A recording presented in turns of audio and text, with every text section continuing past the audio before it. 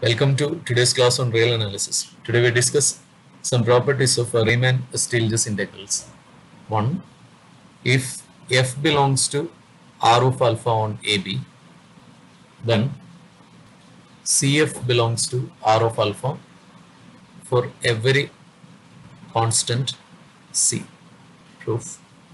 If C equal to 0, the proof is trivial. If C not equal to 0, assume C is positive. Since f belongs to R of alpha, there exists a partition P of AB such that U PF alpha minus L PF alpha is less than epsilon by C. Let capital Mi is equal to supremum of f of x such that x belongs to xi minus 1 xi, and little mi is equal to infimum f of x such that x belongs to xi minus 1 xi. Then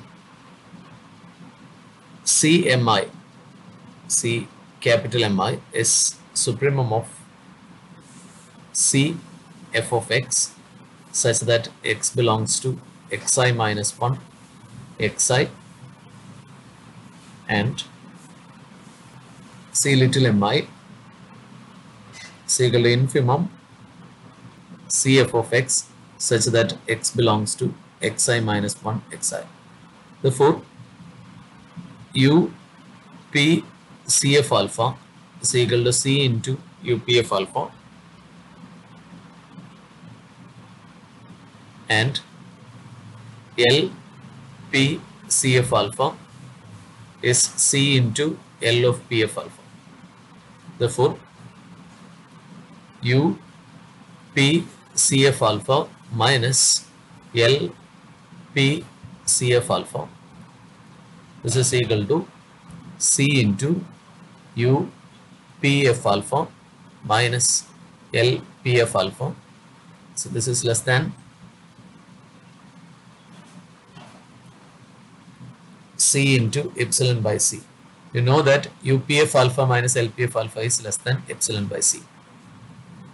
That is equal to epsilon. That is, if C is positive, UPCF alpha minus LPCF alpha is less than epsilon. Therefore, CF belongs to R of alpha in this case, if C is positive. So if C is less than 0, then C equal to minus C dash for some C dash greater than 0.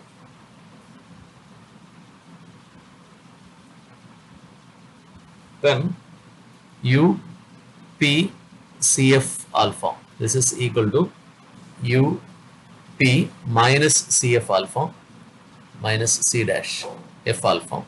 So this is minus C dash into LPF alpha, and LP CF alpha is LP minus C dash F alpha.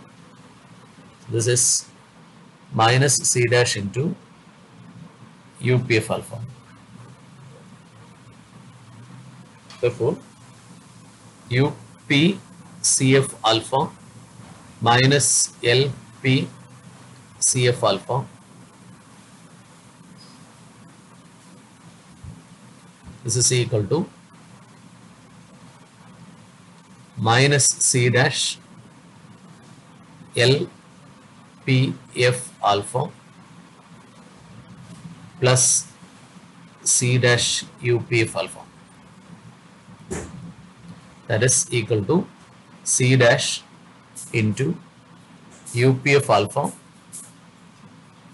minus LPF alpha.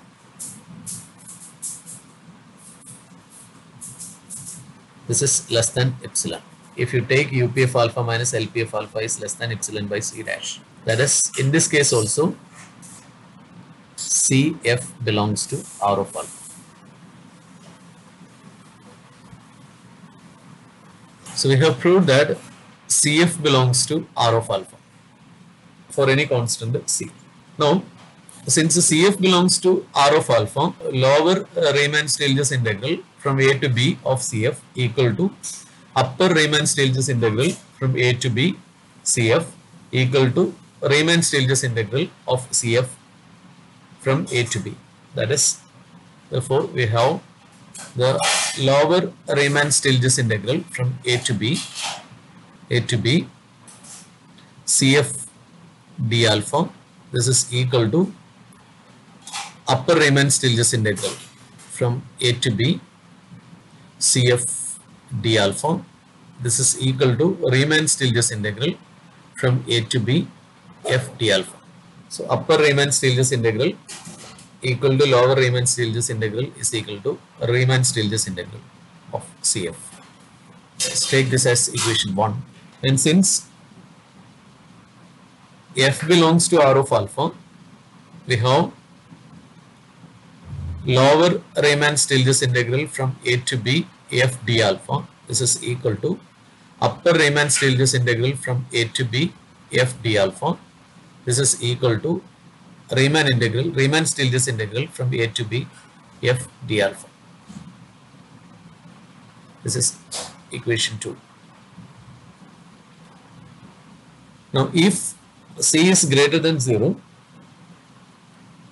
UPCF alpha is equal to C into UPF alpha, and this implies infimum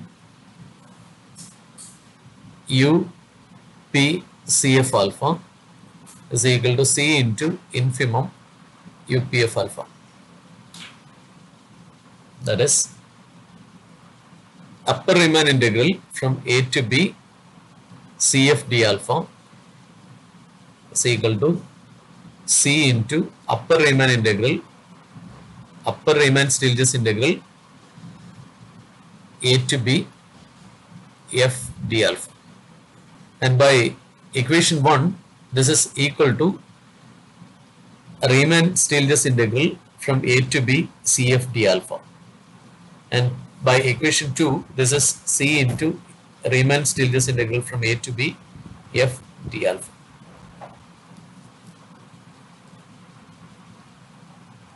Now, if C is less than 0,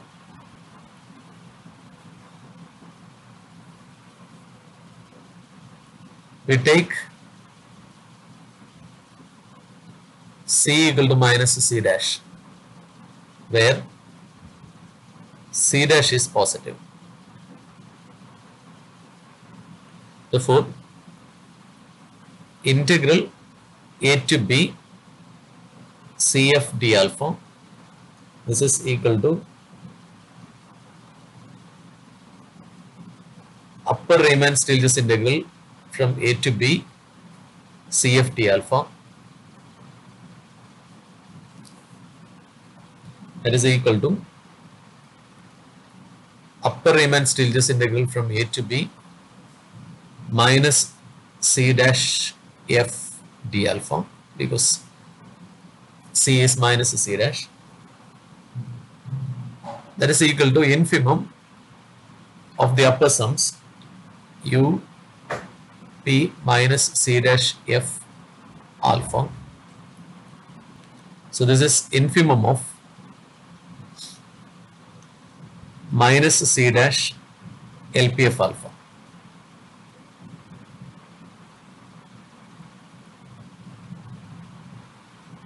That is equal to minus C dash into supremum of LPF alpha.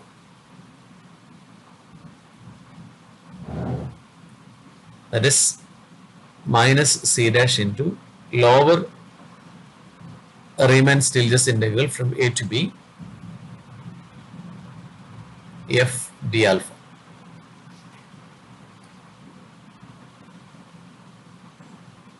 So this is C into lower Riemann Stieltjes integral from A to B f d alpha. So that is equal to C into integral A to B f d alpha by equation 2.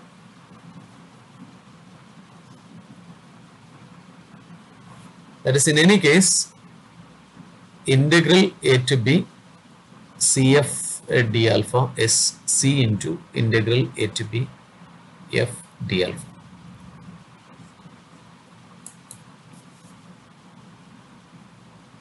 Now we prove another property, property number 2. If f1 of x less than or equal to f2 of x on AB, then integral A to B f1 d alpha is less than or equal to integral A to B f2 d alpha. Proof. We prove that, first we prove that if f belongs to R of alpha and f of x greater than or equal to 0 for all x in AB, then integral A to B f d alpha is greater than or equal to 0. So here f of x is greater than or equal to 0. Let m be a lower bound of f of x in closed interval AB. Then m is greater than or equal to 0. Assume that alpha is increasing. Since alpha is increasing,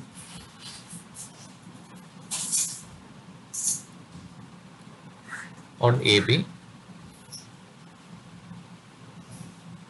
we have alpha of B minus alpha of A is greater than or equal to 0. We have, this implies m into alpha of B minus alpha of A is greater than or equal to 0. And we already have this inequality, integral, we have integral A to B f d alpha, this is greater than or equal to m into alpha of B minus alpha of A, this you know. So this is greater than or equal to 0. That is, integral A to B f d alpha is greater than or equal to 0. Now we come to the proof. Let f1 of x less than or equal to f2 of x for all x in AB.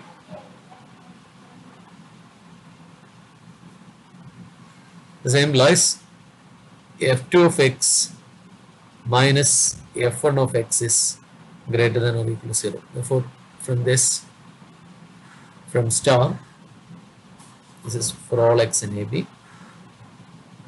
From star, integral A to B f2 minus f1 d alpha is greater than or equal to 0. So this implies integral A to B f2 d alpha minus integral A to B f1 d alpha, this is greater than or equal to 0. That is, integral A to B f2 d alpha is greater than or equal to integral A to B f1 d alpha. That is, if f1 is less than or equal to f2 for all x in AB, then integral A to B f1 d alpha is less than or equal to integral A to B f2 d alpha. That is, integral A to B f1 d alpha less than or equal to integral A to B f2 d alpha.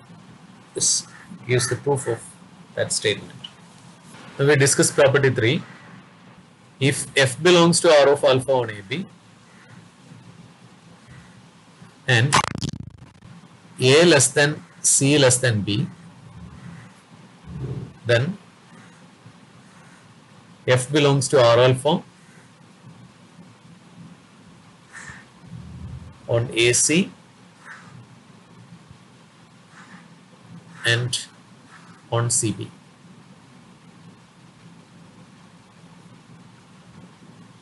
And integral A to C f d alpha plus integral C to B f d alpha. This is equal to integral A to B f d alpha.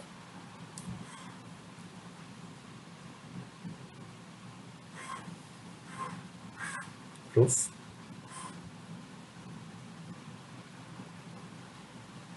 Since f belongs to R of alpha on AB,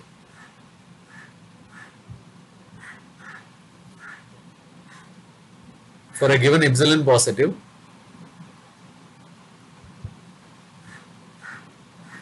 there exists a partition P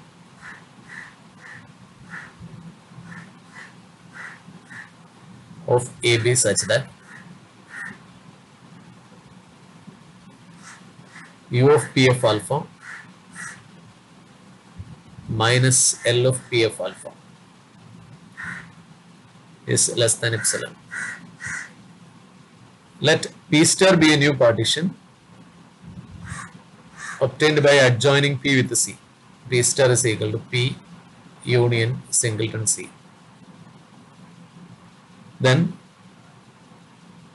P star is a refinement of P. UP star F alpha minus LP star F alpha will be less than epsilon by the property of refinement. So let P1 be the set of points of P star which contribute the partition of AC.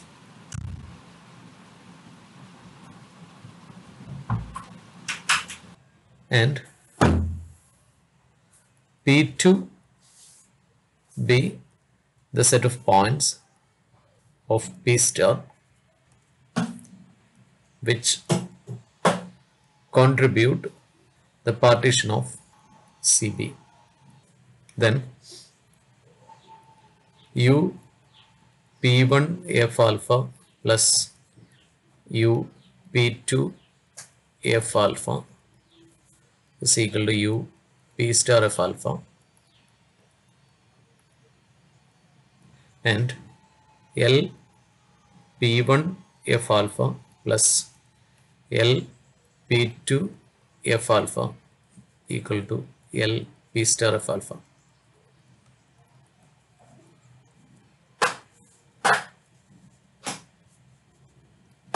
Therefore, U P1 F alpha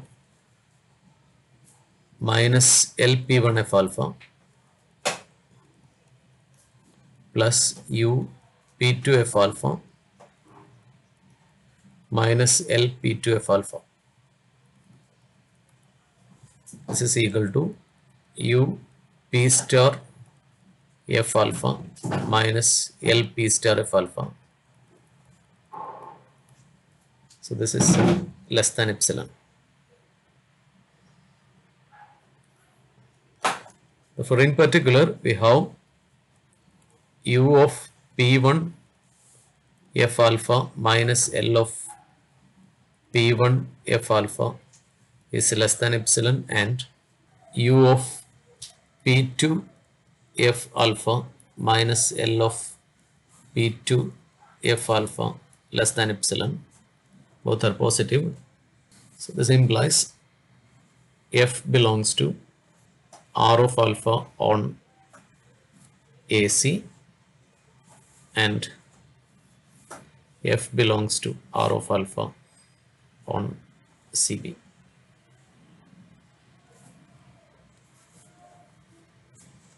Now F belongs to R of alpha on AC implies lower Riemann-Stieltjes integral from A to C f d alpha. This is equal to upper Riemann-Stieltjes integral from A to C f d alpha. This is equal to integral A to C f d alpha. And f belongs to R of alpha on CB implies lower Riemann-Stieltjes integral from C to B f d alpha. This is equal to upper Riemann-Stieltjes integral from C to B f d alpha. This is equal to Riemann-Stieltjes integral from C to B d alpha. And f belongs to R of alpha on AB implies integral lower Riemann-Stieltjes integral from A to B f d alpha. This is equal to upper Riemann-Stieltjes integral from A to B f d alpha. This is equal to Riemann-Stieltjes integral from A to B f d alpha. We have LPF alpha. This is less than or equal to lower Riemann-Stieltjes integral f d alpha. This is less than or equal to upper Riemann-Stieltjes integral f d alpha. This is less than or equal to UPF alpha. And UP star f alpha. This is equal to UP1 f alpha plus UP2 f alpha.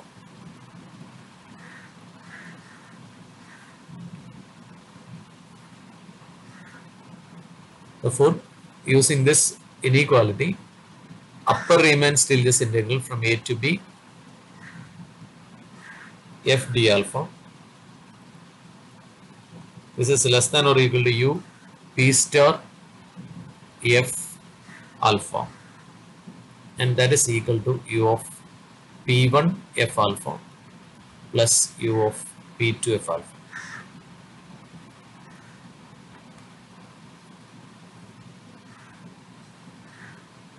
And you know that upper Riemann integral A to B f d alpha is equal to integral A to B f d alpha. That is integral A to B f d alpha.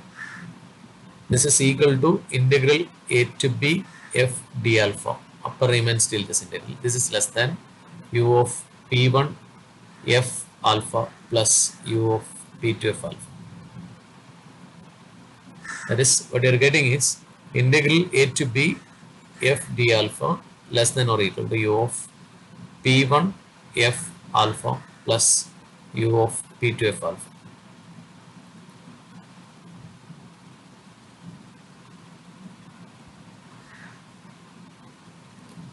And already we know that UP1 minus LP1 is less than epsilon and UP2 minus LP2 is less than epsilon. Therefore, we have U of P1 f alpha is less than epsilon plus L of P1 f alpha, and U of P2 f alpha is less than epsilon plus L of P2 f alpha.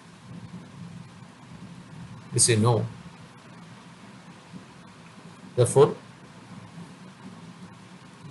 integral A to B f d alpha from this is less than epsilon plus L of P1 f alpha plus epsilon plus L of P2 f alpha. That is, integral A to B f d alpha is less than 2 epsilon plus L of P1 f alpha plus L of P2 f alpha.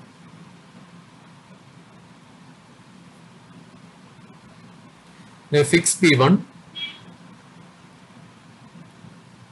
and take supremum over P2. We get integral A to B f d alpha less than 2 epsilon plus L of P1 f alpha plus supremum L of P2 f alpha. So on fixing P1 and taking supremum, we get this. That is, integral A to B f d alpha less than 2 epsilon plus L of P1 f alpha is lower Riemann-Stieltjes integral from C to B f d alpha. And you know this is equal to integral c to b f d alpha. That is integral a to b f d alpha is less than 2 epsilon plus L of P1 f alpha plus integral c to b f d alpha, because f is Riemann integrable on CB. Now taking supremum over P1, we get integral a to b f d alpha is less than 2 epsilon plus supremum L of P1 f alpha plus integral c to b f d alpha, and that is integral a to b f d alpha less than 2 epsilon plus, it is lower Riemann-Stieltjes integral from a to c f d alpha plus integral c to b f d alpha. Now you know that f belongs to R of alpha on the interval AC. So therefore this implies integral a to b f d alpha less than 2 epsilon plus integral a to c f d alpha plus integral c to b f d alpha. Now since epsilon is arbitrary,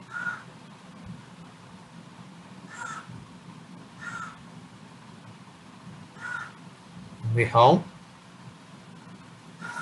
integral a to b f d alpha less than or equal to integral a to c f d alpha plus integral c to b f d alpha. This is equation 1. We have L of P1 f alpha plus L of P2 f alpha is equal to L of P star f alpha, and L of P star f alpha is less than or equal to integral a to b f d alpha. This you know. So from these two we get L of, that is L of P1 f alpha plus L of P2 f alpha. This is less than or equal to integral a to b f d alpha. And we have L of P1 f alpha is greater than or equal to u of P1 f alpha minus epsilon, and L of P2 f alpha greater than or equal to u of P2 f alpha minus epsilon. Therefore, minus 2 epsilon plus u of P1 f alpha plus u of P2 f alpha, this is less than or equal to L of P1 f alpha plus L of P2 f alpha. That is minus 2 epsilon plus u of P1 f alpha plus u of P2 f alpha is less than integral a to b f d alpha. That is minus 2 epsilon plus integral a to c f d alpha plus integral c to b f d alpha. This is less than integral a to b f d alpha. So since epsilon is arbitrary, this implies integral a to c f d alpha plus integral c to b f d alpha is less than or equal to integral a to b f d alpha. This is 2. From 1 and 2,